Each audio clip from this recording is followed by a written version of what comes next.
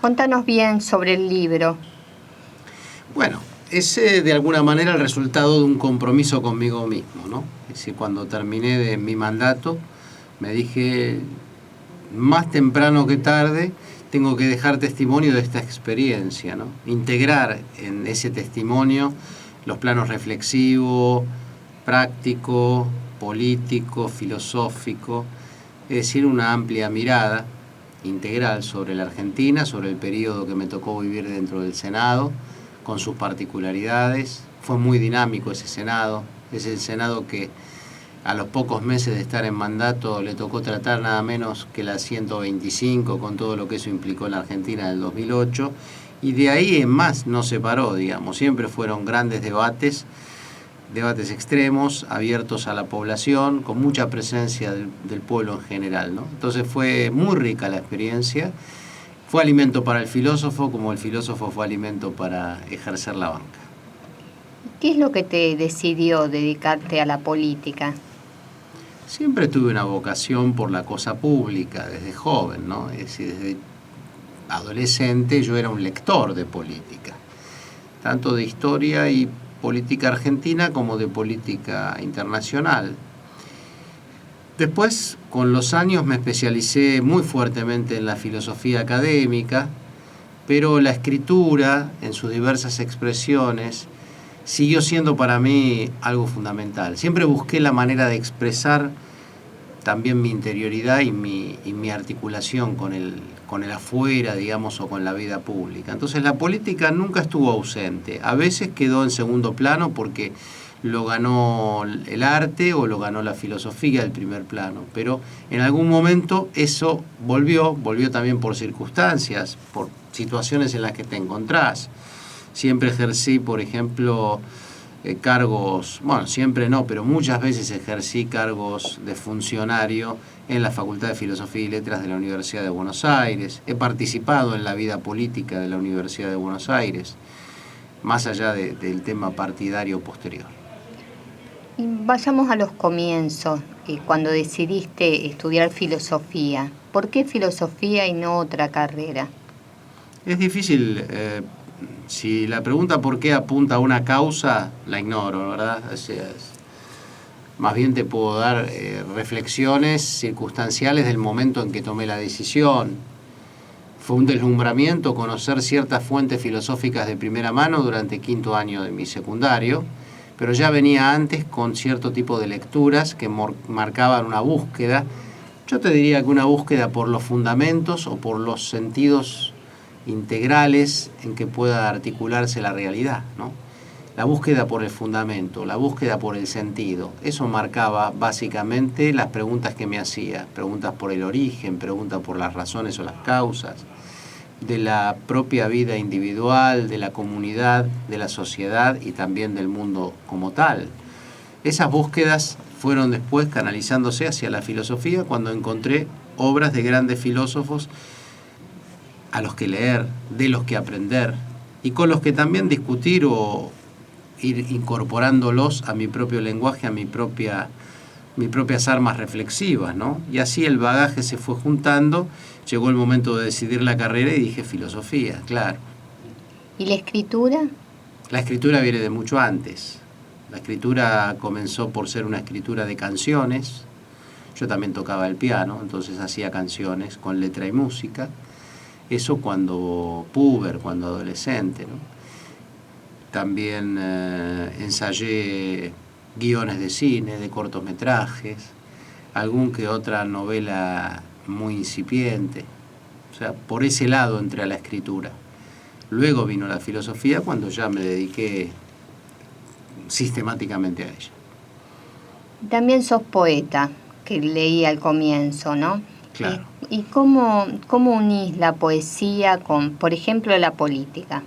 La poesía está asociada a esos comienzos de lo que acabamos de hablar, ¿no? Está asociada a la letra de las canciones, está asociada a la música sobre todo. Yo diría que me convertí en autor de poemas, digamos, no sé si en poeta, digamos, ¿no? Es una palabra grande, la de poeta, pero en todo caso, hacedor de algunos poemas Y eso es una manera de integrar también la palabra y la música. Sobre todo el sentido musical necesitaba expresarse y al encontrarse con la palabra que también estaba muy, muy viva como medio expresivo en mí, eso potenció la poesía mucho antes de que la política en sentido estricto o en sentido, digamos, habitual se pusiera en mi camino, ¿no? Es decir, primero fueron esos otros registros, esas otras expresiones.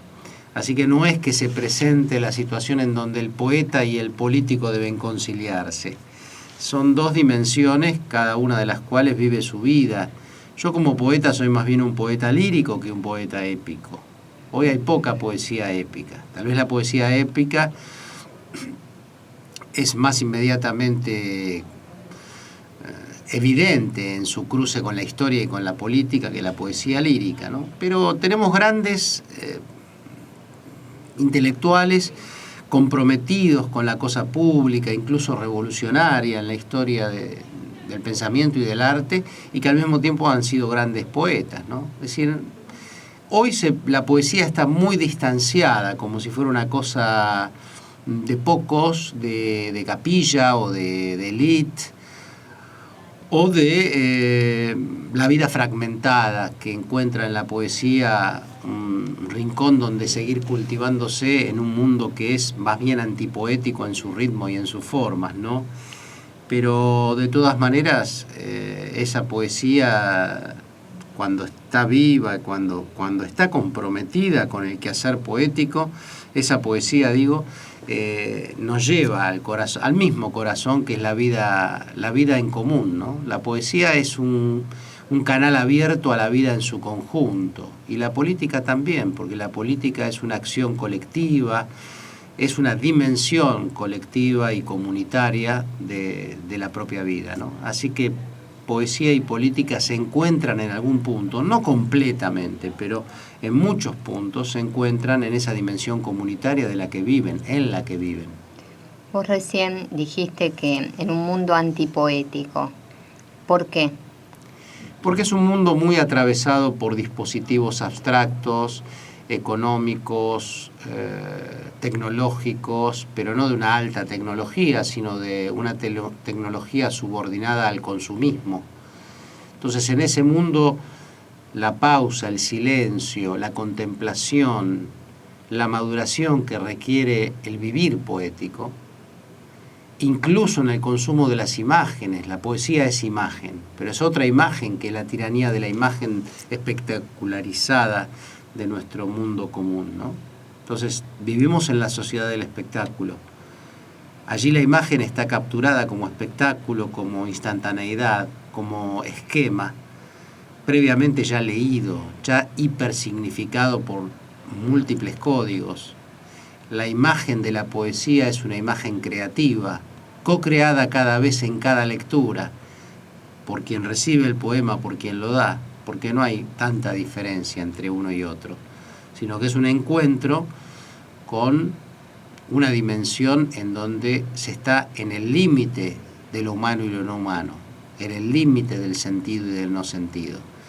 Y eso implica perder todas las certezas, o conquistar una certeza más allá de las ya empaquetadas en, diríamos, el sentido común subordinado a las lógicas de la sociedad. Mientras que del otro extremo tenemos el dominio de esas lógicas, ¿no? La tiranía, ya digo, de la imagen espectacularizada, la velocidad en la comunicación por sobre la intensidad de lo comunicado. No digo que todo ello sea negativo, en medio de todo eso sigue haciéndose lo humano y la búsqueda del trascender también, pero no son condiciones muy favorables para ello, ¿no? ¿Y será posible dar vuelta a eso? Yo no creo que tengamos que darlo vuelta. Cada quien debe sentirse convocado a esa responsabilidad, a esa ética y a esa estética que son siempre personales. No quejarse por cómo rueda el mundo, ni cómo son los demás, sino trabajar en uno mismo y aportar lo propio para que ese mundo, por el rasgo diferencial que uno le está poniendo, sea un poquitito diferente. Entonces cada uno hace a la diferencia que enriquece al mundo y que lo hace vivir más abierto. ¿Más abierto a dónde? ¿A qué? Más abierto al latido de lo que vive, más abierto a la historia, a la memoria, también más abierto a la creatividad que el futuro siempre invita a realizar, ¿no? Entonces, sí, el mundo sigue abierto en esos términos, nada más que hay épocas que son favorables a ciertas expresiones y otras a otras. Quizá la gran poesía hoy no tiene un lugar central en la expresión de la cultura universal, ¿no? Otros canales de expresión toman ese lugar. Y hablando del libro, ¿no? Contanos bien todos los ejes que tiene el libro y desde el primer momento que decidiste ponerte a escribirlo, ¿no? La idea original a donde llegó el libro a estar impreso, ¿es la misma? ¿Fue variando? Bueno, algunas variaciones siempre, pienso por esto último, algunas variaciones siempre ocurren cuando haces un libro, ¿no? Este debe ser mi libro número 12 o 13, o sea que es distinta en la poesía, ¿no? La situación, porque un libro de poemas puede ser un libro sistemático de un largo poema o de una obra conceptual articulada en distintos poemas, pero en general la mayoría de los libros de poesía que leemos y disfrutamos y que se escriben y se publican, en general, más allá de que tengan algún concepto unificador, es un conjunto, una reunión de poemas que vieron la vida en diferentes momentos, y entonces un libro de poemas no es exactamente un libro, sino un conjunto, un ramillete de poemas reunidos para poder hacer circular. En cambio, aquí estamos en un libro que tiene una secuencia narrativa, su estructura es narrativa, también tiene una dimensión reflexiva en medio de esa narración, pero comienza con la fundación del Instituto Hannah Arendt y la coalición cívica, de lo que participé, de la campaña electoral y de mi asunción en la banca de senador, y luego todo el transcurso de mi mandato, e incluso llega hasta estos días, diríamos, una semblanza de la actualidad también. Es decir, es un libro de estructura narrativa que entonces va teniendo ajustes en el camino, porque uno dice, bueno, voy a ir por este lado, después se ensaya un poquito, dice, no, mejor por este otro. Vas redefiniendo también muchos de los conceptos, y al redefinir eso vas redefiniendo capítulos o secuencias, y así se fue haciendo el libro, ¿no? Por momentos tuve el suficiente tiempo para marchar rápido, por momentos tuve que quedarme esperando el tiempo necesario, también a veces la intensidad que uno tenía para volcar en ello, y así, con marchas y contramarchas, con aceleraciones y pausas, se fue haciendo en algo de más o menos un año, se fue escribiendo este libro. ¿Cuáles fueron o cuál fue el capítulo que más te costó? Hay algunos capítulos que me costaron trabajo porque requería, primero, el comienzo. Cómo comenzar es siempre una decisión estratégica para el libro, porque va a marcar un rumbo, diríamos, una velocidad, una organización, también una invitación al lector, ¿no? Hay que darle un gancho al lector, hay que tirarle centros al lector para que se enganche, para que se entusiasme, y el comienzo siempre es eso, ¿no? Es un comienzo. La primera cita, la primera impresión siempre tienen una carga especial en todos los órdenes de la vida, y también en un libro el primer capítulo. ¿Cómo comenzar? Ese fue un tema. Y luego algunos capítulos en especial, podría decir aquellos que en el espacio de un capítulo más o menos, nadie, digamos, no había ningún parámetro externo para decir los capítulos tienen que tener tanta extensión o tal otra, o tienen que tener una extensión pareja. Así todo, un capítulo tiene que tener una unidad, un ritmo, y bueno, sin romper eso, a veces tenías mucho contenido para marcar, para muchos contenidos, digamos, para integrar en un solo capítulo. Entonces, tal vez algún capítulo que requirió en mí también un distanciamiento, una síntesis sobre la historia política de la democracia argentina recuperada en el 83. Ese fue un capítulo, digamos, de elaboración, ¿no? Como también algún capítulo más teórico, más de filosofía política. Luego los capítulos narrativos tenían un apoyo muy bueno, que era refrescar recuerdos, ¿no? Traer al presente una memoria que no fue tan lejana, porque el fin de mi mandato es en el 2013, y porque muchas cosas que fueron pasando desde el 2004, que es donde empieza más o menos la narración, hasta el 2013, fueron refrescándose durante los años, digamos, ¿no? Es decir, yo siempre tuve en mi mente la idea de que había un acopio de memoria, como si escribiese un diario, que no escribí, sino que estaba en mi memoria ese diario, y que iba a ser consultado cuando llegue la hora de la narrativa, ¿no? Y sobre esos recuerdos, contanos, compartí con la audiencia qué recuerdos, ¿no?, te están fijos en vos. Son muchísimas cosas, y a lo mejor, más que tratar de recordarlas ahora desordenadamente, puedo ir leyendo algunos pasajes y a partir de lo que ellos evocan ir aquí compartiendo esos recuerdos. Bueno, buenísimo. Ahora, cuando tenés el libro ahí, bueno. No sé si ahora o en otro. No, si querés, ahora momento. hacemos, lees un fragmento, recordamos, y después vamos a una pausa y volvemos. Quizá antes del fragmento puedo leer lo que son los 3 epígrafes que puse en el libro. Bueno. Me parece que son textos muy ricos, y luego vamos a mi propia escritura. El primero de los textos que pongo como epígrafe es de Hannah Arendt, de la condición humana.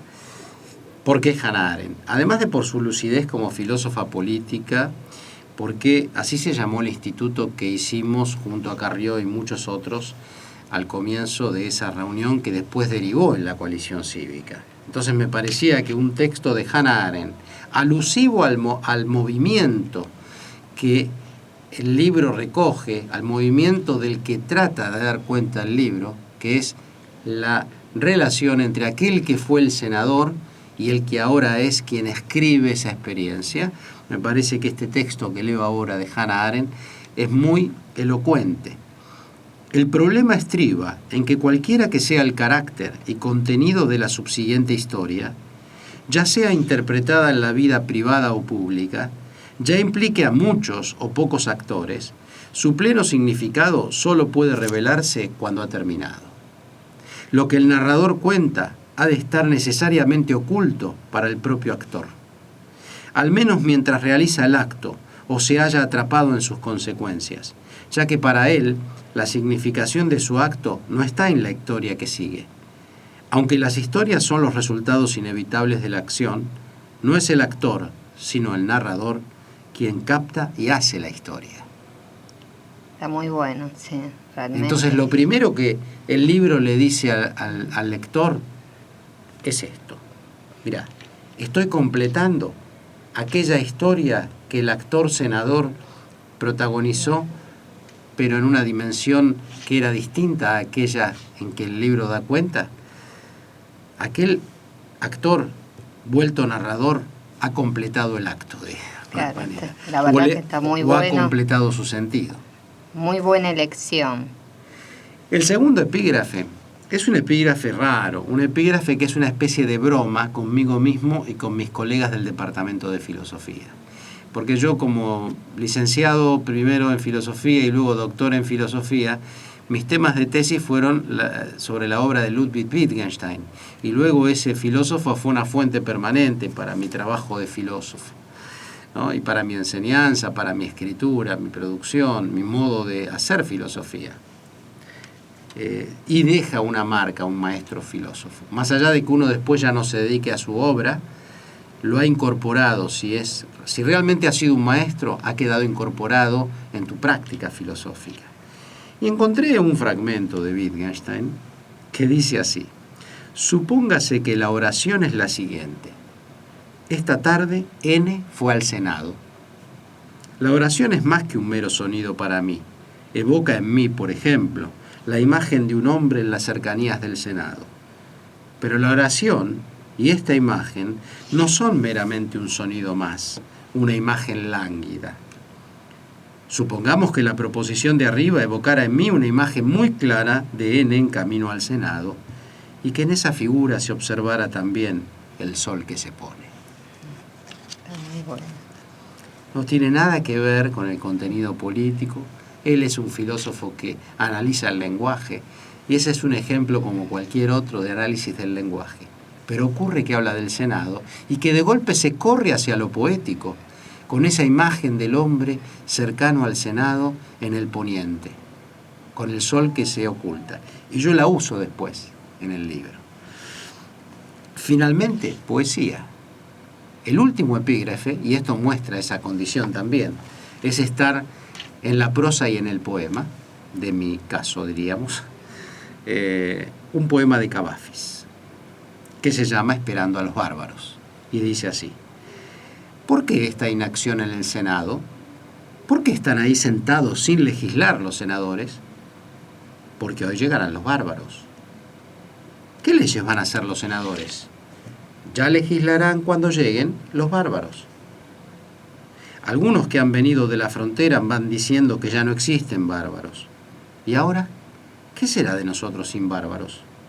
Esta gente era, de algún modo, una solución. Muy bueno, la verdad que buenísimo.